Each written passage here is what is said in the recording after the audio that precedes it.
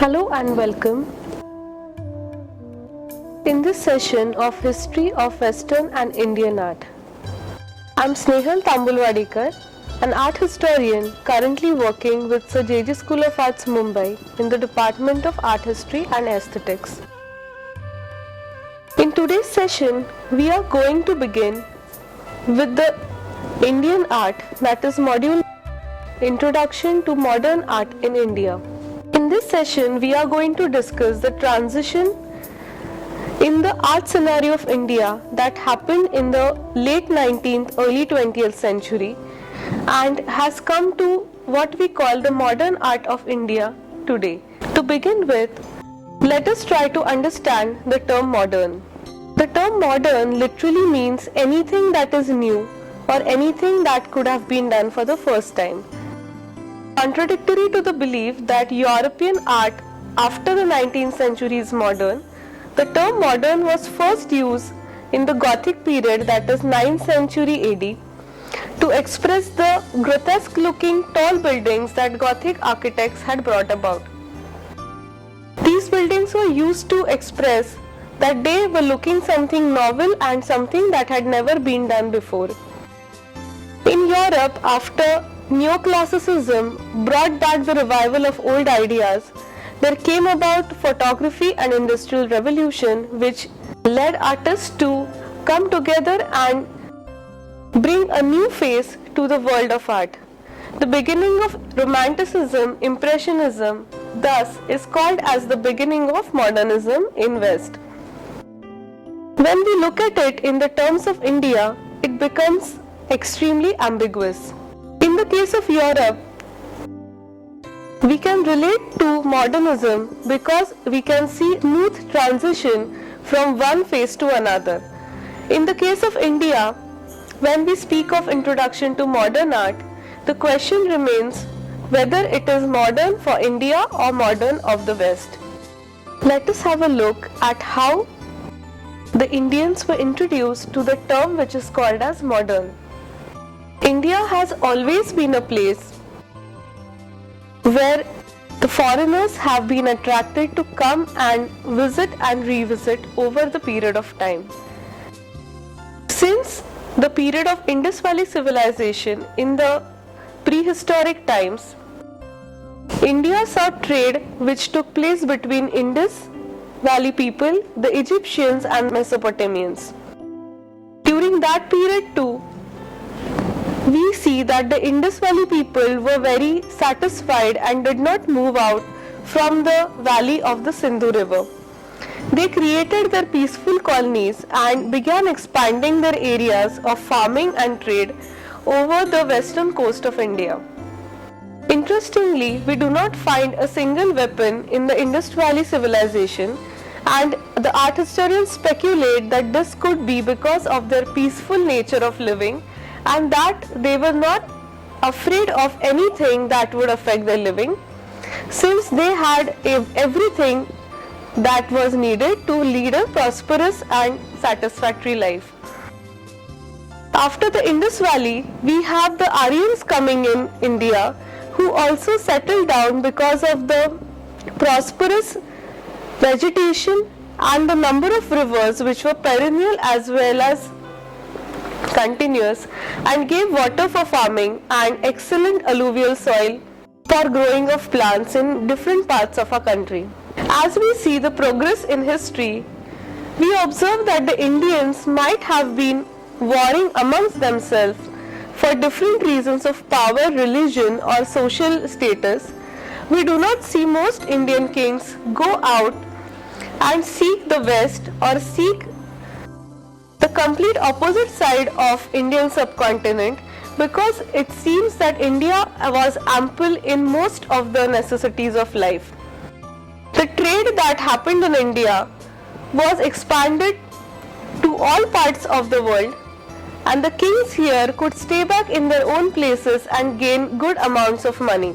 Since the early times, from Chandragupta Maurya to Guptas to Vakatakas to the Cholas, we see a number of Western kings who come here in order to take one good or the other.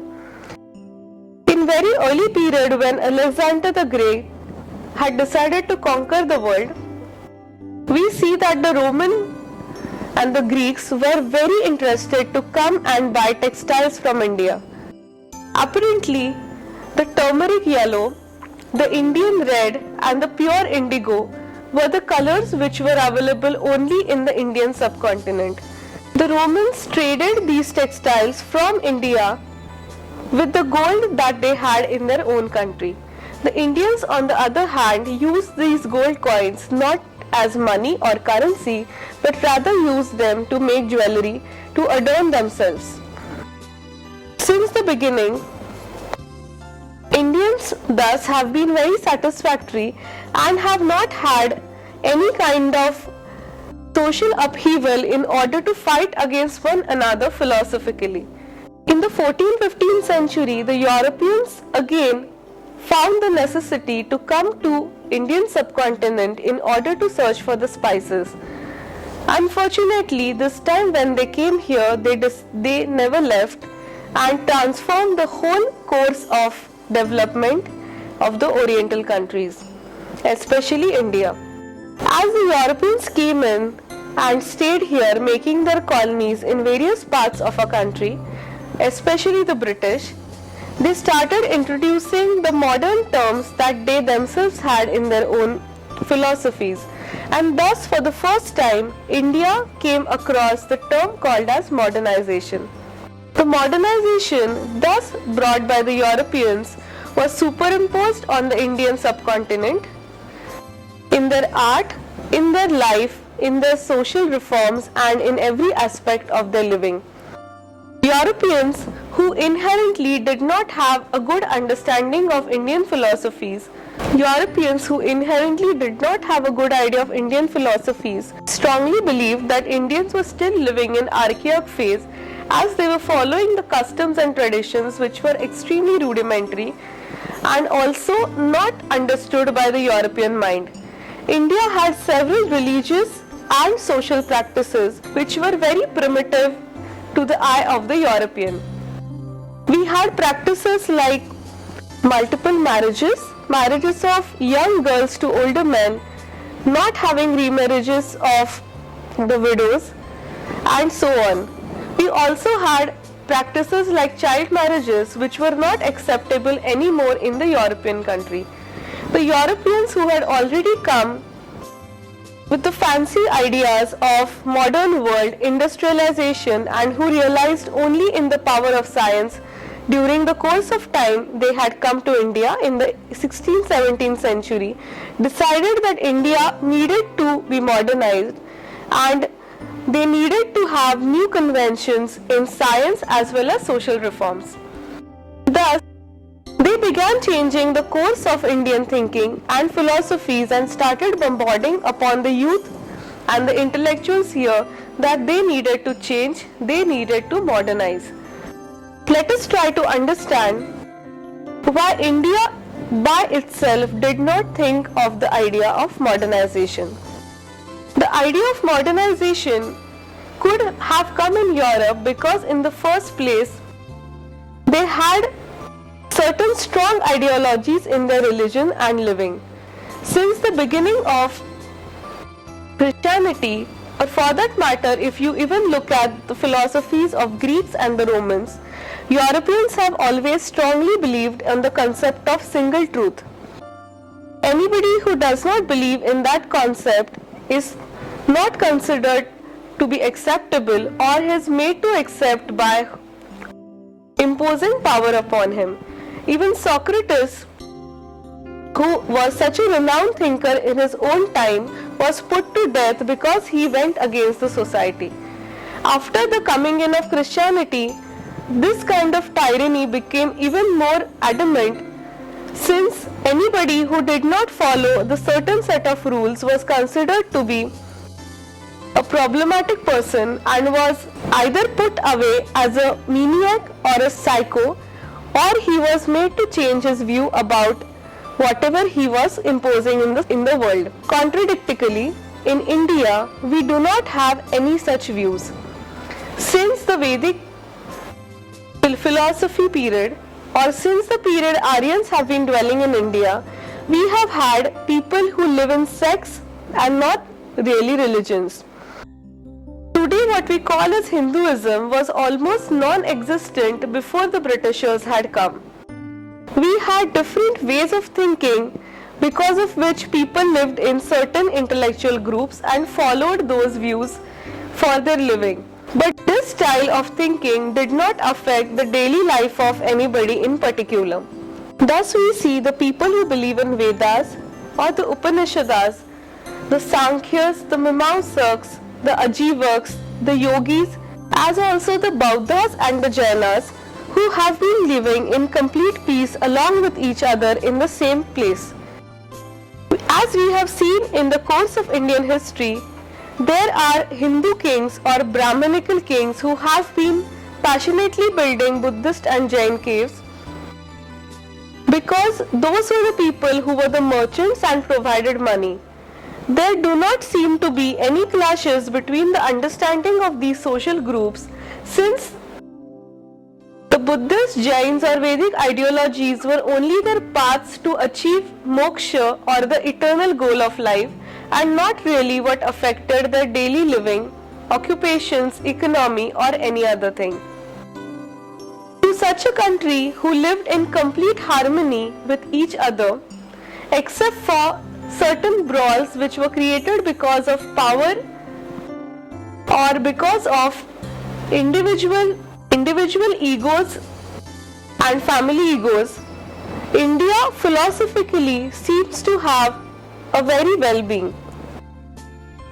In such circumstances, we do not need to rediscover anything, or we do not need to overthrow something to find something new. Every day of living is a new way of looking at the same thing.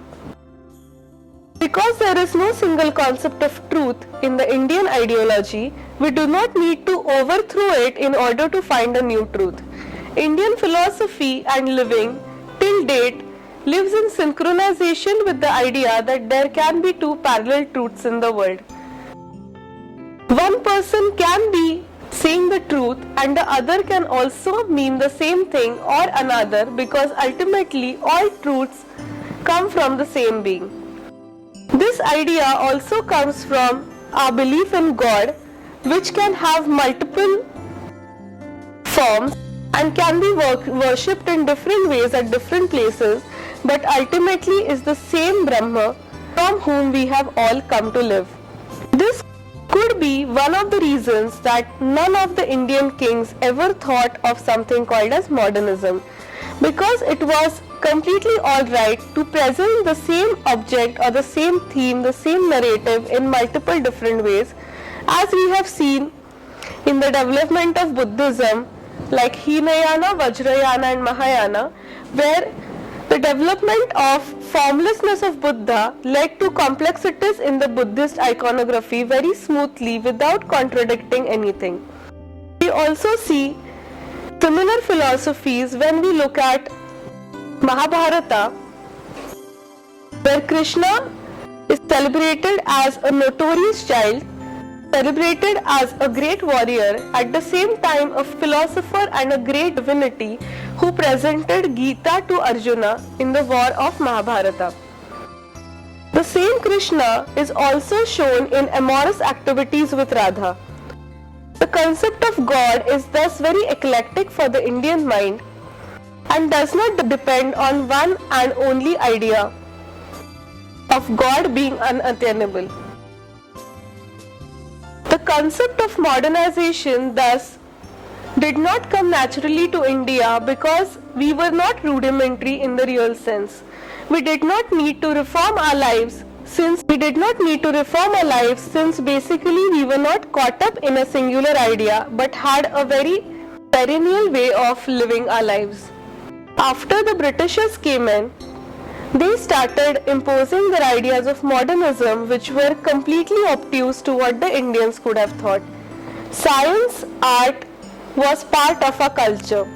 We did not differentiate these ideas from religion. Religion itself in our country taught people how to live, how to love, how to create art, and also how to develop our ways of thinking. The European impact gave Indians a new way, were made to believe that whatever they were doing was completely in past and they needed to have new ways of thinking. The Indians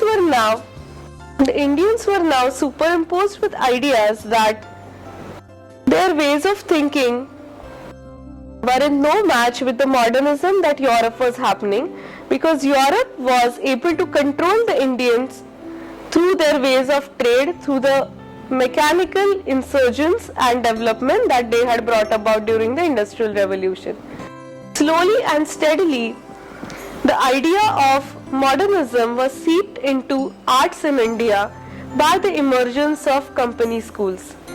These company schools developed their own styles in different parts of the country by the European artists who were depicting the Indian styles and the local Indian craftsmen who started adopting them due to need of economy.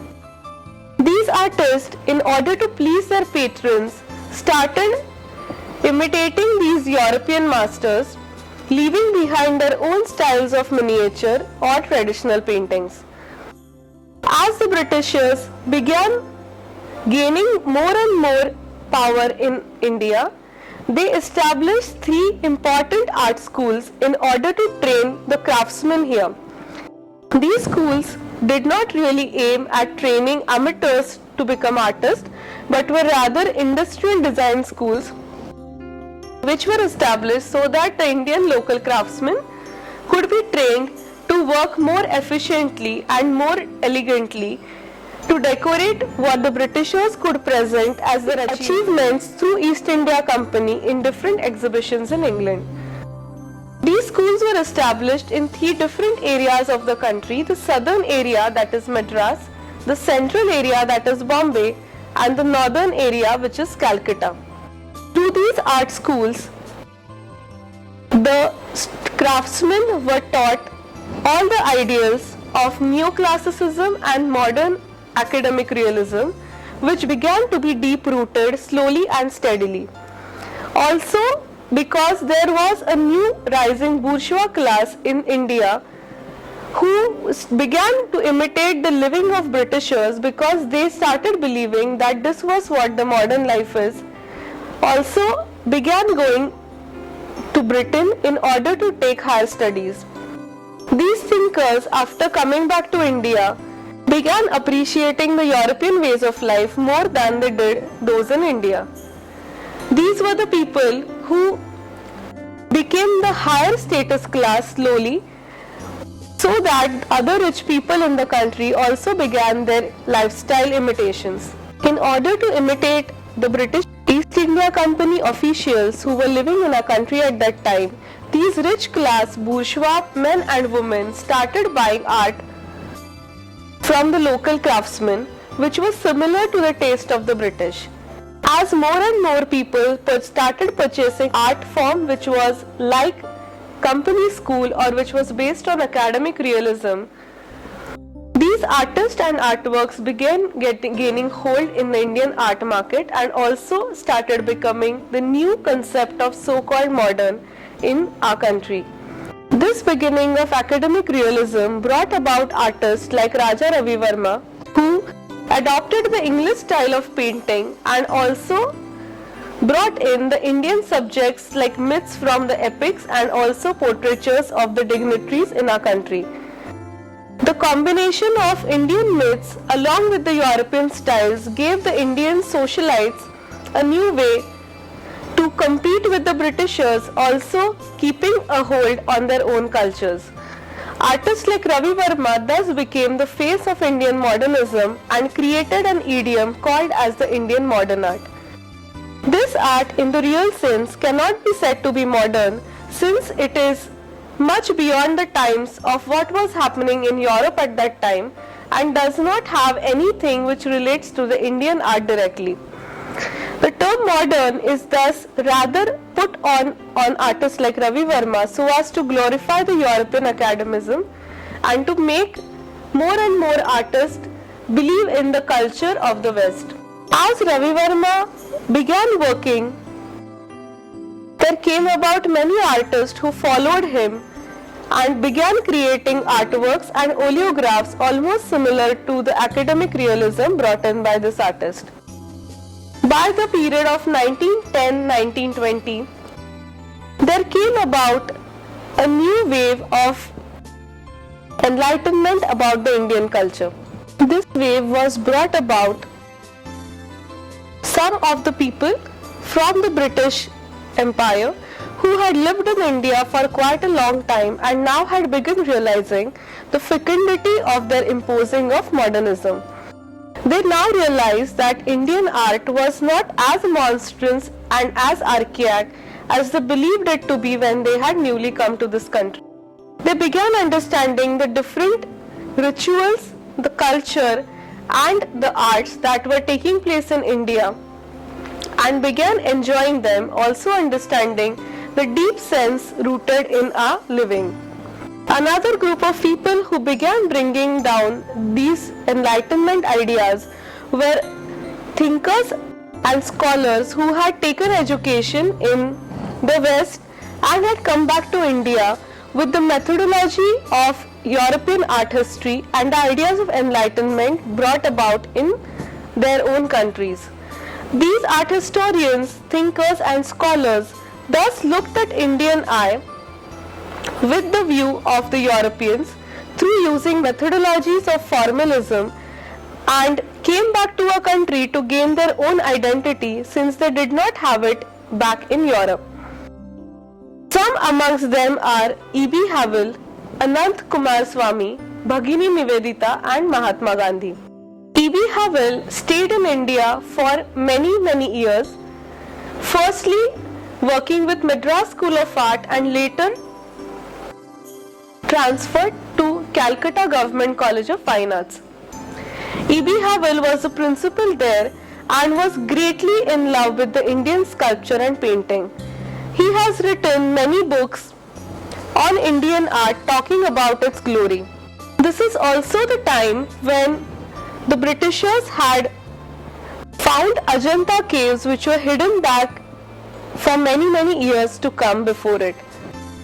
After finding Ajanta, the Britishers began having a new enlightenment about the greatness of Indian art.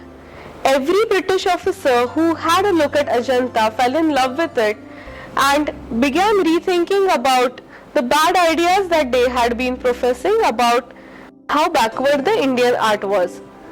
No more did Indian painting and characters in it looked monstrous to their eye, and many of them started to create paintings or the copies of the paintings in Ajanta.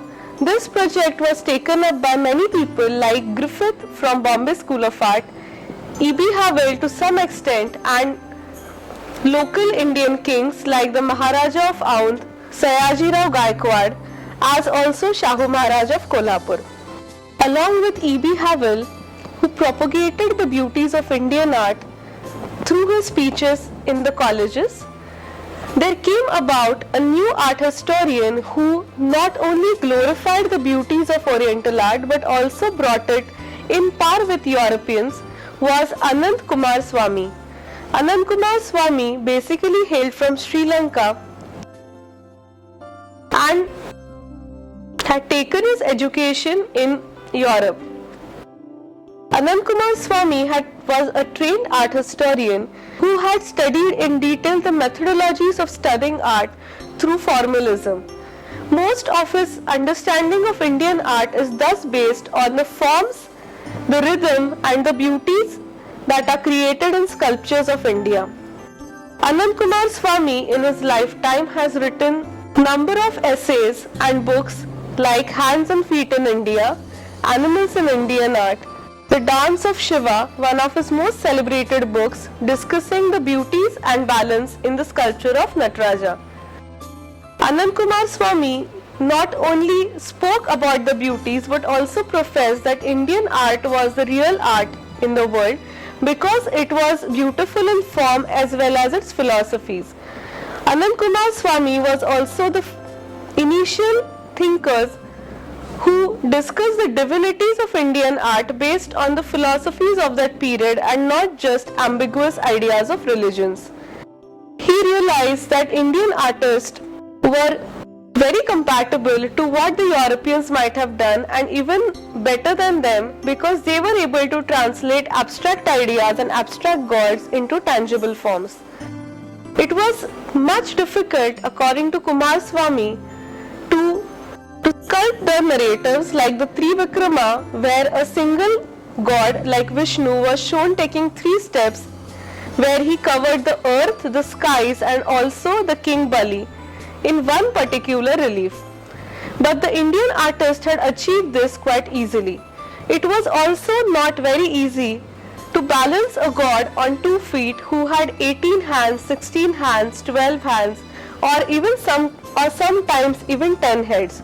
But the Indian artist had remarkably achieved this feat in different mediums at different periods of time. Kumaraswamy thus began glorifying the beauties of Indian art, especially Ajanta. Ajanta became the epitome of beauty, engulfing all the aesthetics that would have been discussed in the books written up to the 16th century.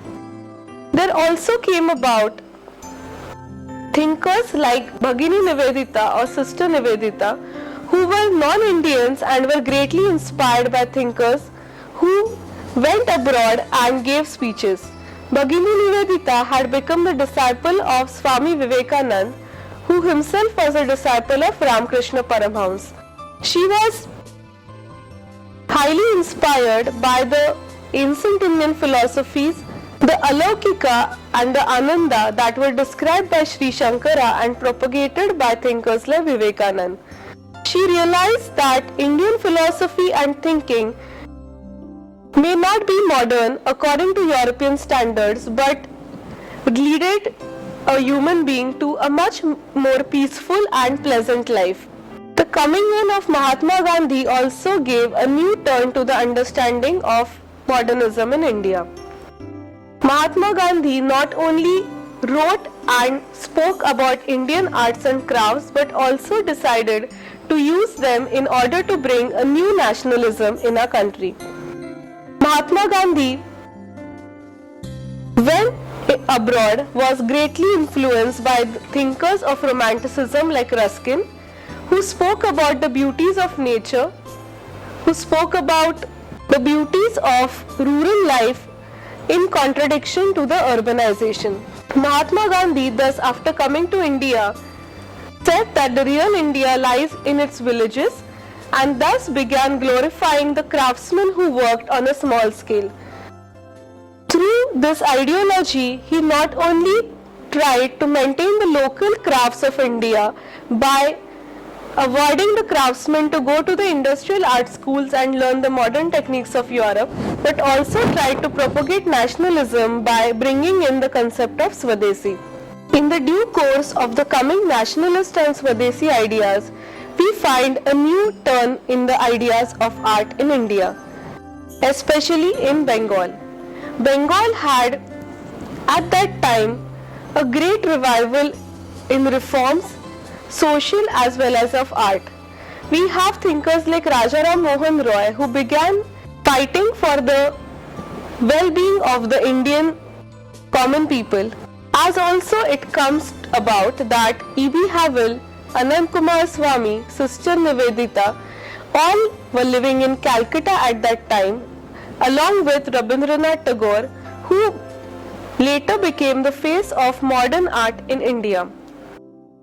These people combined together to declare that Ravi Verma was not a modernist, in fact not a good artist at all.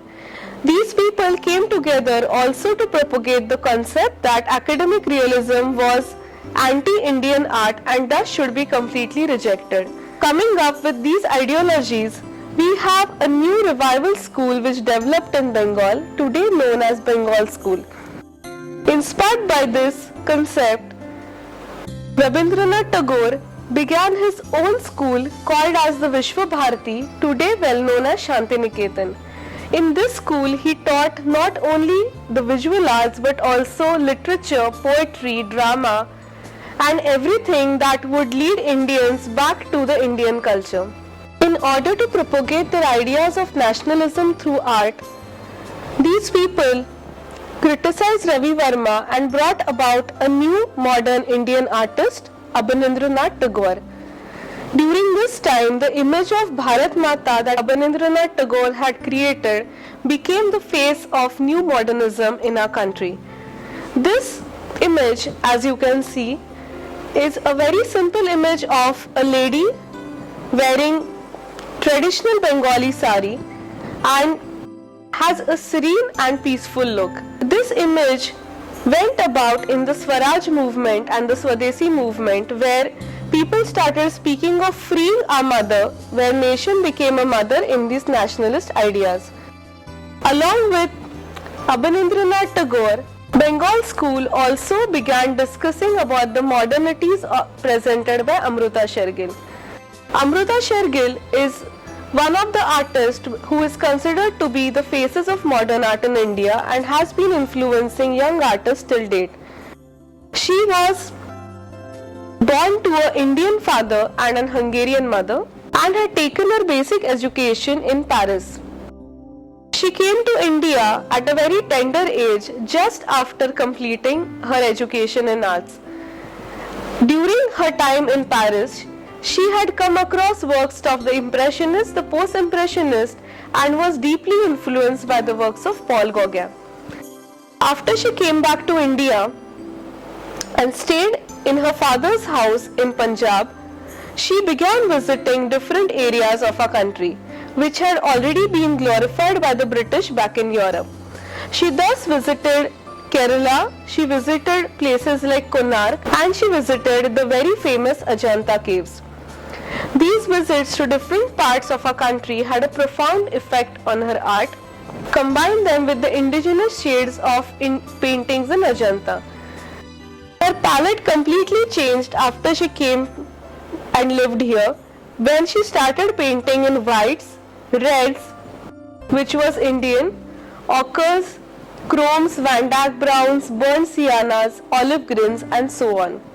She is considered to be the modern Indian artist because she gave a new face to India, which was completely individualistic. What Amruta Shergill inspires in the years to come is the translation of your own influences with what you like, notwithstanding what is going on in other parts of the world. She stands as modernist in herself, with or without being an Indian. Her modernism too was deeply criticized by the Bengal school proponents, since she was influenced by the Western ideologies and also did not belong to India in the real sense. Amruta Shergill seems like an island in the concept of modern in India. Modernism thus again had a new definition, that is looking back at your own cultures. The Bengal school began propagating its modernism of watercolors, gouaches, layers of inks as used by the Japanese and Chinese, by professing the idea that we need to go back to our roots with the help of art. This time of history in India also looks back at regional languages, where you have lot of reformers writing in their local language like Marathi, Bengali, Tamil, Kannada, and so on. It is questionable whether this can really be called modernism, because if modern means creating something new, how can revival lead person ahead in life? The contribution of Bengal school cannot be undermined in any way, but it is sure that it has confused the concept of modernism in the times to come. As we had Bengal school in one part of the country which completely rejected the idea of academic realism, there was a group of artists living in Bombay or in Madras who completely adhered to the idea of academic realism because they thought that this was one way in which they could compete with Europe. You could either reject the ideas of modernism of a country, or you could imitate their modernism and become even better modern than them. this could also give you an edge over them. These artists thus were away from the nationalist thoughts of the Bengal schools and kept on working in order to get fame and money. These artists are by no means less in caliber. They also cannot be blamed to follow the academic realism, because it is not necessary that art should be done with particular intentions like nationalism. Art should ideally be free for the artist to do whatever he or she wishes to. Thus, around 1930s to 40s, we have a very eclectic modernism coming up in different parts of our country. In some secluded parts, we still have artists who work in their own styles. With all these modernism and ideas developing in the country, we did not see much change in the working of traditional artists like the Jain miniaturists, who kept on working in their own way. We had certain people who began following the ideas of Bengal school of revivalism because they thought that they needed to create their new idiom of modern and not follow what was European. At the same time, we have a large portion of art fraternity who kept on following the European modernism, which was not really modern to their own period but was academic realism of the neoclassical times. In 1947, after India became independent, there came about a new generation of young artists who questioned all these ideas of modernisms which were there before independence. Thus came about a number of groups in India who rejected both the revival school of Bengal as well as the academic realism of the Bombay school.